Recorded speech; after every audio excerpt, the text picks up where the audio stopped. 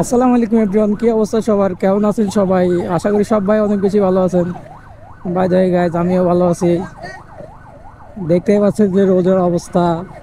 সাধারণ শিক্ষার্থীরা ট্রাফিকের দায়িত্ব পালন করতেছে, দেখে অনেক ভালোই লাগতেছিল।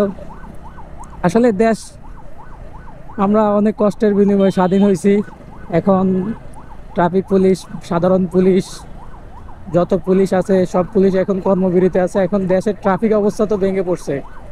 তো সেই সুবাদে দেশের ট্রাফিকের এখন দায়িত্ব নিছে আমাদের সাধারণ শিক্ষার্থী ভাই বোনরা।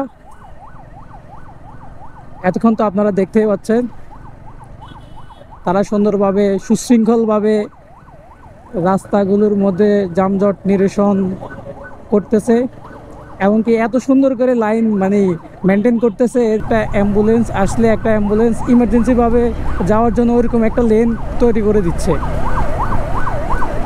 যেমনটা দেখতে পারতেছেন, আমি অ্যাম্বুলেন্সের পিছু দিয়েই একরকম বলা যায় চলে যাচ্ছি।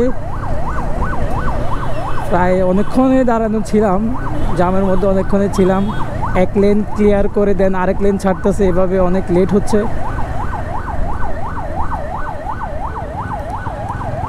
যাই হোক, আমাদের সরকার পদত্যাগ করার কারণে হয়তো আমরা আমাদের দেশের আগামীতে হয়তো আরও ভালো কিছু দেখব ইনশাল্লাহ। কি অবস্থা! এই যে সামনে হর্ন দিচ্ছে কিন্তু সামনের গাড়িগুলো সাইড দিতেছে না, কিন্তু তাদের উচিত ছিল মানবিক দৃষ্টিতে যে আমি এই অ্যাম্বুলেন্সটাকে সাইড দিয়ে একটু সাইড দিয়ে দিলেই কিন্তু যাওয়া যেতে পারে, কিন্তু তারা সাইড দিচ্ছে না। যাই হোক, কথা বলতে বলতে বৃষ্টি মোটামুটি আসার পর্যায়ে, একটু দাঁড়াতে হবে। দাঁড়াই, রেইনকোট পরে দেন, আবার গন্তব্যের উদ্দেশ্যে রওনা করতে হবে। তো স্বাধীন বাংলাদেশে